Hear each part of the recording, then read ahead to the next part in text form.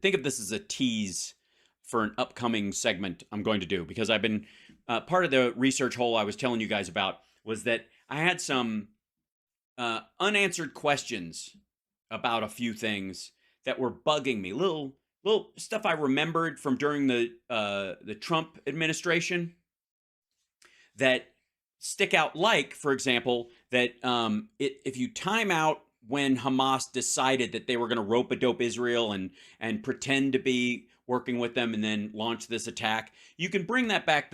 The genesis of that being Donald Trump's naming Jerusalem as the capital of Israel and moving the embassy and giving the Golan Heights, recognizing the Golan Heights as Israel or whatever, which is as part of Israel, and basically saying to Hamas and the Palestinian Arabs in the area, the United States has just blown off all of the previous conversation about this entirely, and we're just going to go all in on backing Israel and whatever the fuck they want to do. And so you can see where that would lead politically to them going, okay, we're going to hunker down and do some shit. Okay. That, yes, none of that was helpful at all. And I would argue it was the impetus for the attack. I'm not kidding. Now, on the other side of that, there is a war that has been ongoing. It is getting increasingly worse. I don't know why it is ignored as much as it is, but it's the war in Sudan, and specifically an area called Darfur. Many of you will recall that in the last time you heard about Darfur was about a decade ago or so, and change. And in the civil war in that area, just in Darfur, 300,000 people have died. This is just so you know, this is from my notes on Darfur that I've been taking and building over time and establishing just like a knowledge base of stuff that I store. And one of the stories that I stumbled on, and I'm going to get into this later. No, this isn't just the child soldier stuff. This is the entire backstory of this. One of the things that people forget is that the most brutal group in Darfur right now, which is the Rapid Response Force, or whatever, the RFS or whatever. The Rapid, RSF. They are essentially aligned with Hamas. They are in contact with Iran and with Islamic Jihad. They are the same people doing the same shit. They are Islamists. They are, that Hamas and them are the exact same group. And since Hamas, since October 7th and previous to that, there's almost like these pop-ups have been happening all over the Middle East where the Islamists in these different areas have decided to all go at once, right? And so, but because Sudan's been going on for so long, people forgot about it. But one of the details is this. Let's see if I go to the RSF, the Rapid Strike Force or whatever. Where is it? Yeah, here it is. Donald Trump. This is Mike Pompeo and the head of Sudan over here. And like I showed you on that, like you can see on the map, Darfur is part of Sudan.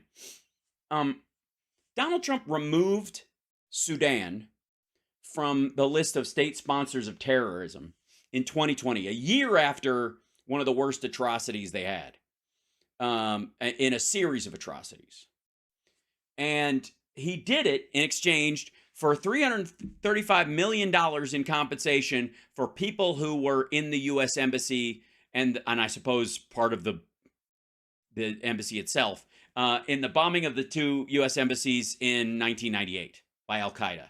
So, basically, Trump made this effectively bullshit real estate deal with the Sudanese leadership.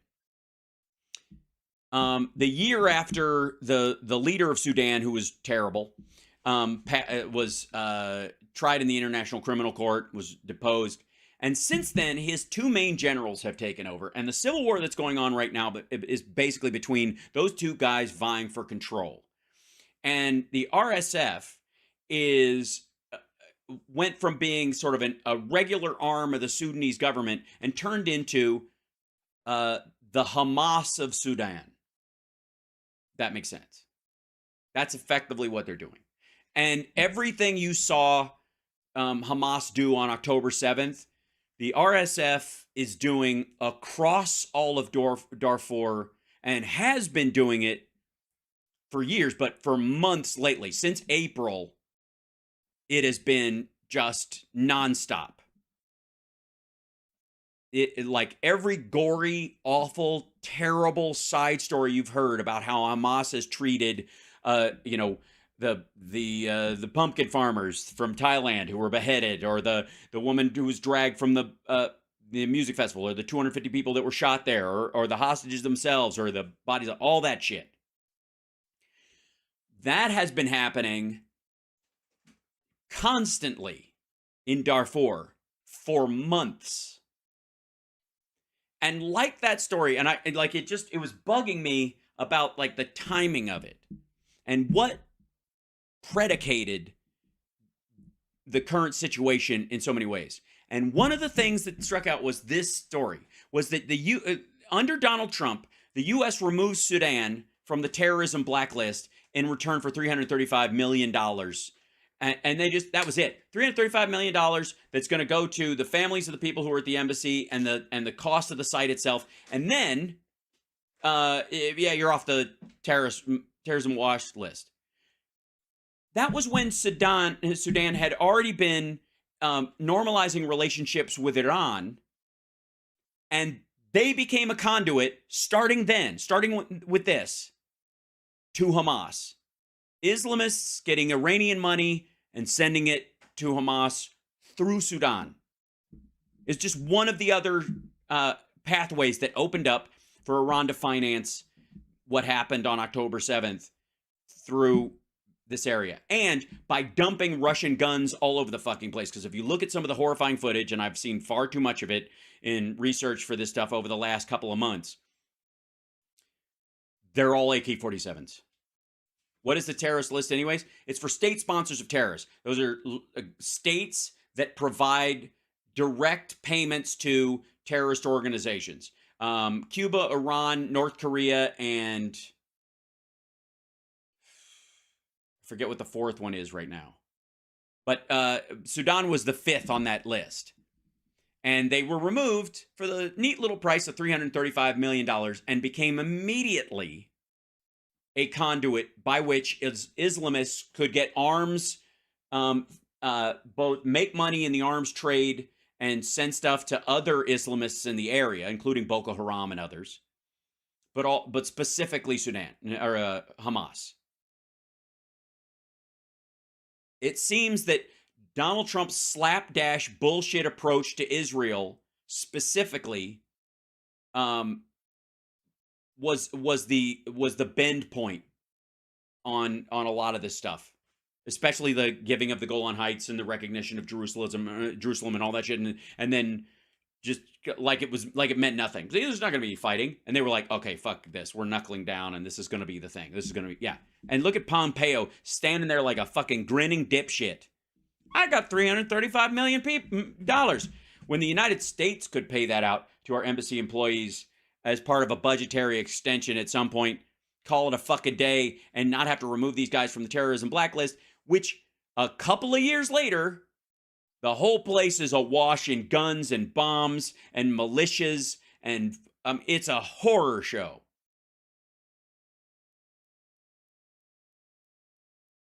And there's at a certain point, and this is the part that, at a certain point, it's seemingly a feature, not a bug. I don't think Trump and Pompeo are like actively like, if we could find a way to kill all the Africans, we can take all that land. I don't think they even went that far with the thought, or if they did, they, beat it back or try to hide it for some level of civilization. But I do think there's a depraved indifference to it that says, I don't know, why are we stopping them from killing themselves? What's in it for us?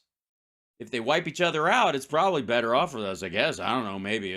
Let's just stay the fuck out of it and let them wipe themselves out. And that has been devastating in a ripple effect across the region. And that's just one aspect of this story. I gotta say, the Darfur story is one of the most heartbreaking stories, has been for a long time, but recently, since April, May, it's been really bad. And it's also, if I may, It's also, and I'm going to go into this in the future a little deeper.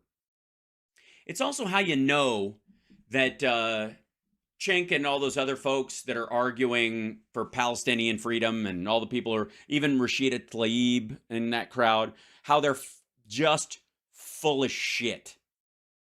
Because none of them are calling for a similar ceasefire or a similar situation in Darfur and Sudan.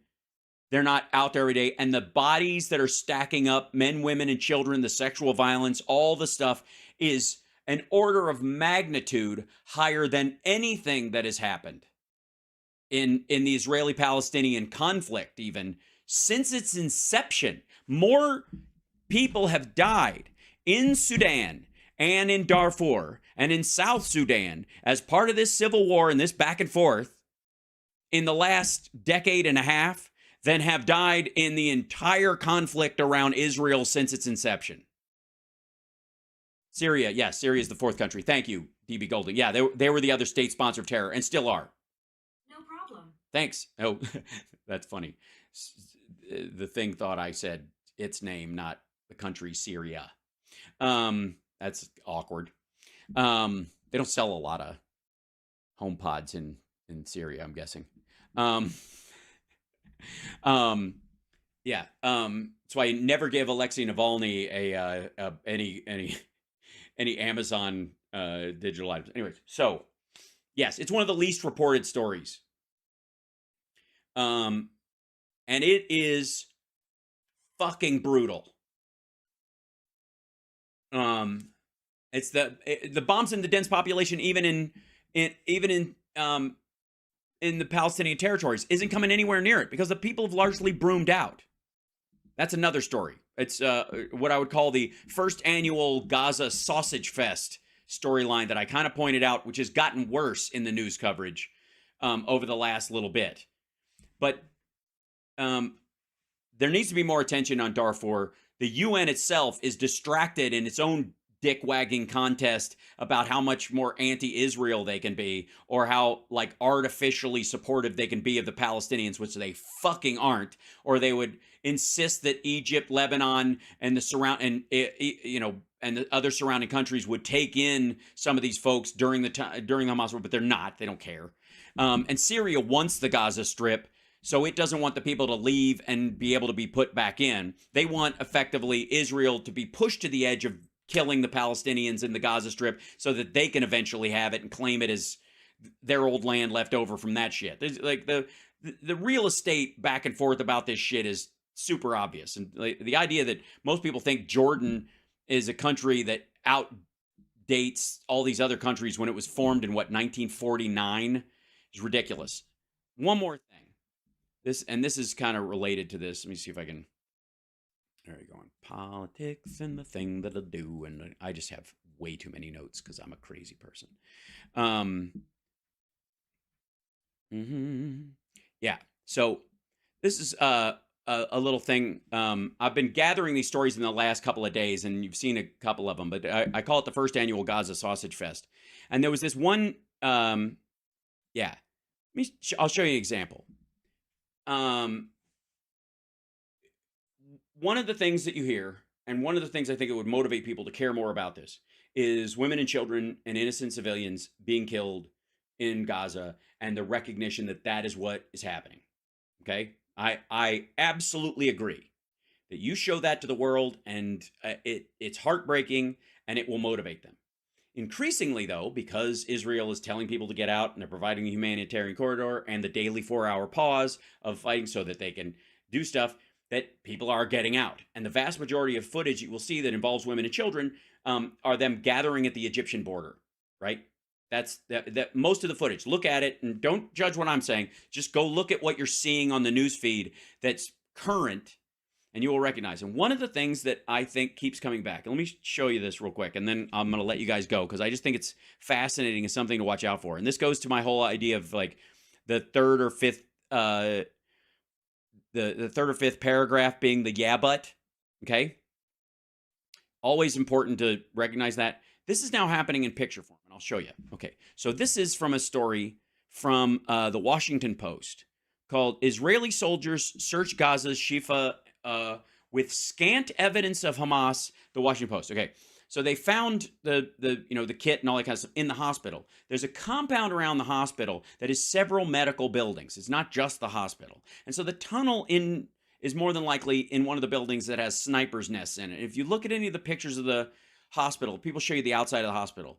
Look at the tops of the buildings and the local buildings there around the Al Shifa Hospital. There's like 2 or 3 buildings that have these bricks popped out at the right below windows on the side. Okay, and those are snipers' nests. That's what they're for. And the idea is that they know the IDF is coming, so they're going to draw them in around the hospital, and they know they won't race into the hospital guns ablazing. So while they're ordering people out and telling them to come out and blah, blah, blah, they'll snipe them from there. That's the idea. They also kill people who try to leave. That said, okay, again, difference between Hamas and the Palestinians. This picture is described on the paper. This is not, I didn't find this picture and dig it up. This is the top picture on this article from the Washington Post. The title of this picture, if you read the description, people mourn while collecting the bodies of Palestinians killed in Israeli raids on Thursday in Khan Yunis, Gaza. People mourn while collecting the bodies of Palestinians killed in Israeli raids on Thursday in Khan Yunis. I believe men are people, but they aren't the only kind of people.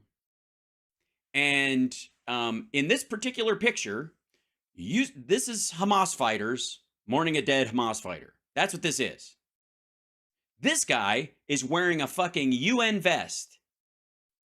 And I'll bet you dollars to donuts, he's not actually a UN worker. As a matter of fact, there's a very strong chance they fucking killed the person who was wearing that vest.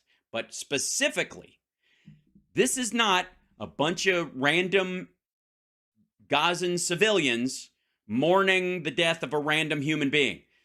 These are Hamas fighters.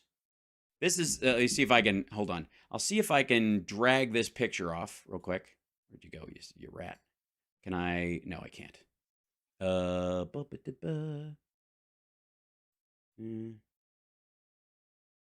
download it. There we go. Okay. And drag this over here.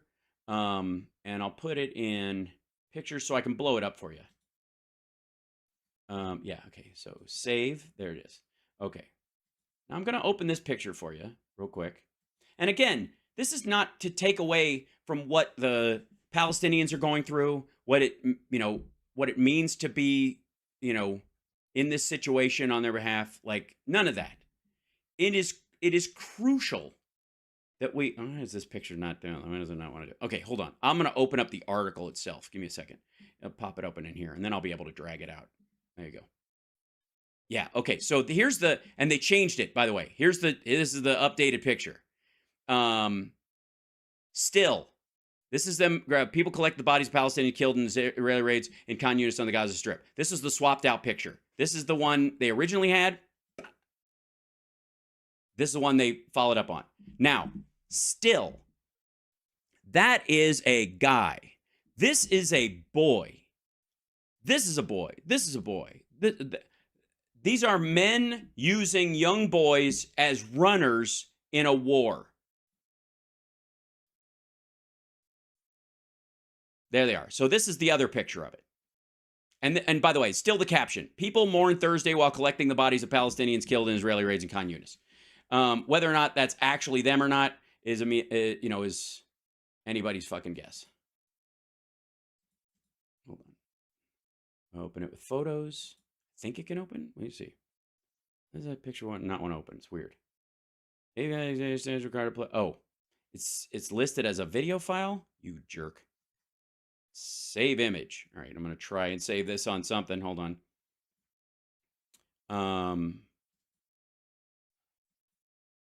Save as. Oh, what? I don't know why. Yeah, I don't know. It like somehow this is listed as a video file on their website, I guess, so you can't pull it off there. Yeah, and by the way, yes, no face to identify the boy or anything as he's wrapped in cloth. And again, it's absolutely fucking sad that this kid you know, if it is indeed a kid and whatever, but is dead. But I will say this: if you use a kid this size as a runner in a bombing zone, that's on you. That's why you don't use child soldiers. But and so there, and then they show this other smoke rises after an Israeli strike on the Gaza Strip on Thursday. Now, look at the area around this. The Gaza Strip, we think of it as more like the industrialized area or whatever. This is an outer area on the border region of it. The thing I'm trying to tell you is that the Washington Post and the New York Times right now is telling a really cattywampus story about what you're actually seeing in these situations.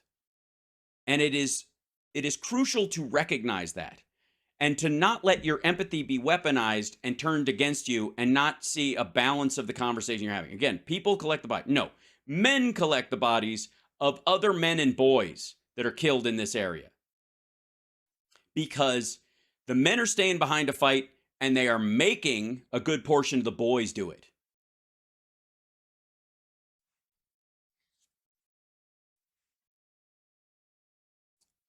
And again, I would argue, if you long-term want the sympathy and you want to recognize the cost of it, then you would show the women and children responding to this that tells the exact story you are telling. When you have pictures like this that are in direct contrast to the story that you're telling, it won't last long. You can't maintain a lie like that. And it ultimately undercuts the value of it. It's why people breeze past the story eventually and don't pay attention. And by the way, women and kids have died in the attacks. I know. And they're photographing all over the place. But Washington Post is not showing pictures of that. Washington Post is simply showing Hamas fighters mourning the deaths of Hamas fighters. It's very weird. And again, it's why there isn't a consistent view of it. And here's why the Darfur thing stuck out to me. If you go and look at anywhere in, hold on, I have to open this back up and then try to go. Darfur. If you look at the news stories about Darfur, in any of the areas where there's stuff going on,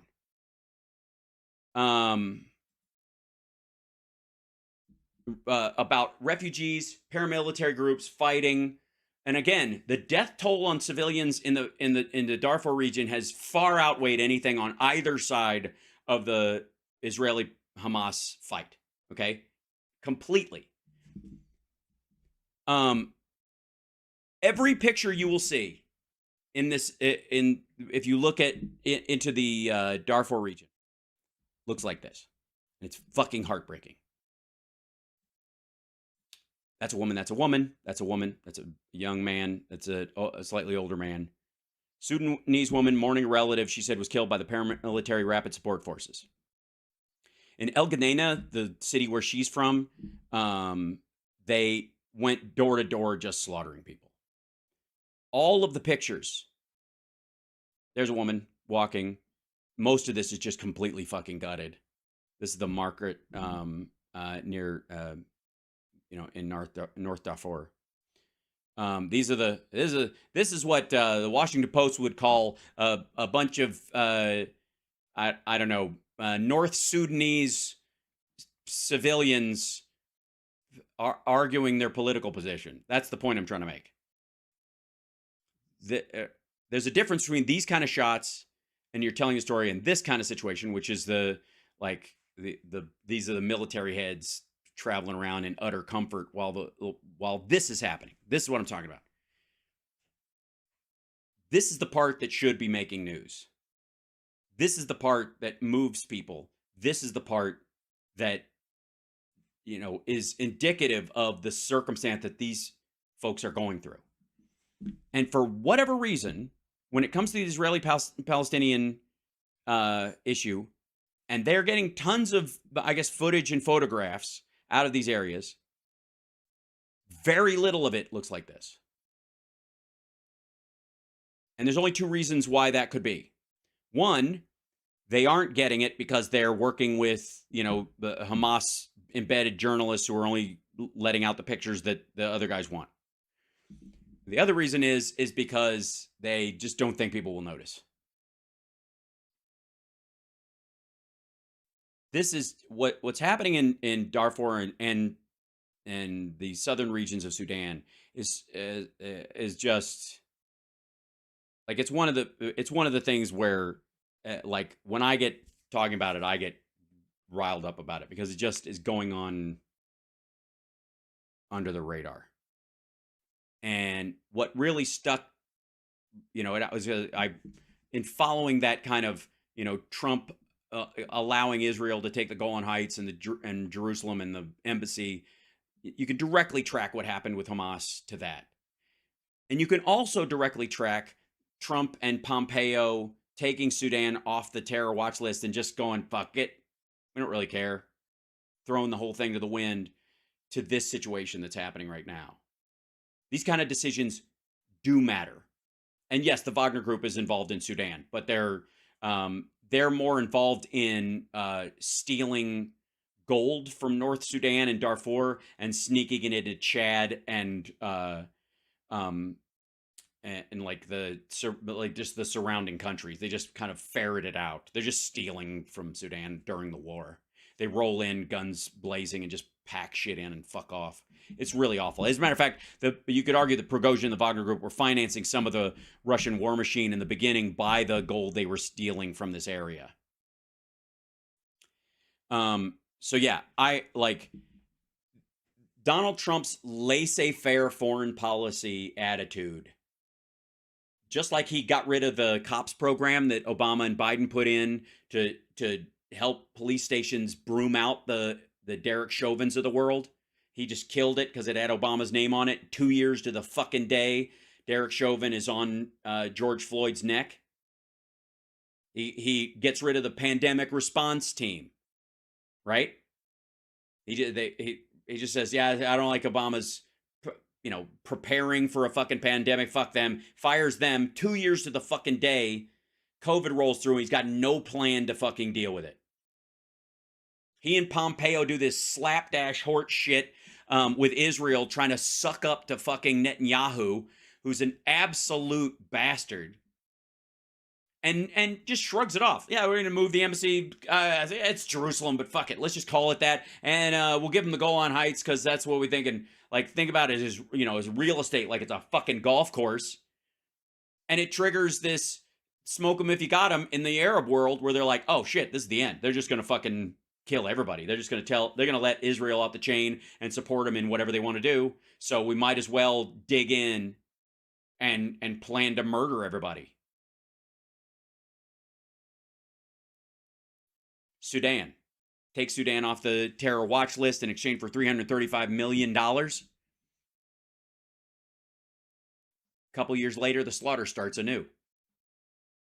Because they're no longer on the terror watch list, not only can they interact with all these other terrorist countries and the Islamists around them, but they can shuttle money and guns and all kinds of shit in there, and it restarts the civil war anew, like fucking clockwork.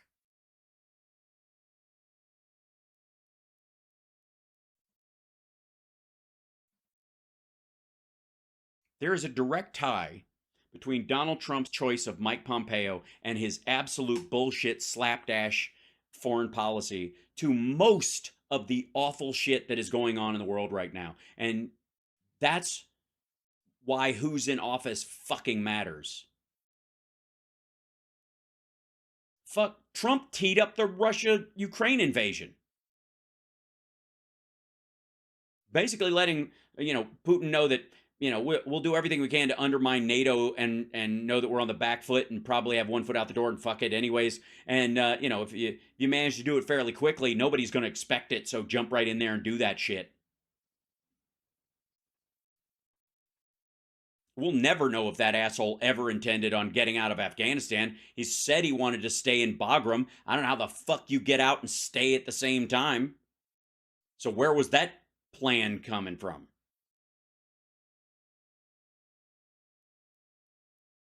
Trump planted these fucking foreign policy IEDs everywhere while he was in office. And if he didn't do it himself, he didn't care enough and or was invested enough while other people amongst him who were just as fucking evil or worse went, oh, this motherfucker's not going to care. Let's wreck this too.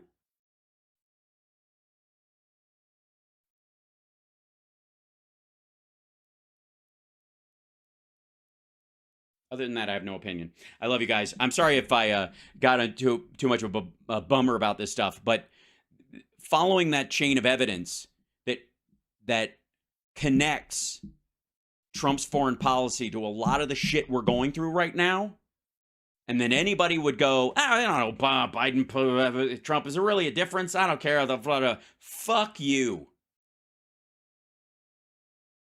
Biden got us out of Afghanistan. He didn't start Russia and Ukraine. It's to the shock of Russia and everyone else that Ukraine is kicking Russia's ass with our help. They were basically assured no one would come to their rescue. Arguably the same thing with Israel. They just cut them off the chain. They can do whatever the fuck they want. And Hamas reacted as such. Trump tried to gut every defensive situation we could possibly have. And then he puts that wall up and guts all the other shit that goes with it. That's the other thing. If the borders open and fucking porous after the wall was built, that's got to be a feature, not a bug, too. What'd you do? Stand down all the officials? Turn off all the fucking cameras? Make sure it's not wired properly? Hashtag the best people.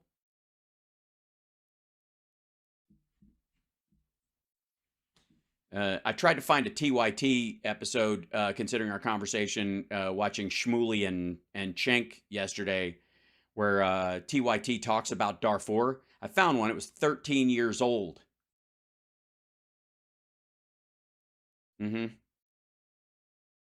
Just saying. Love you guys.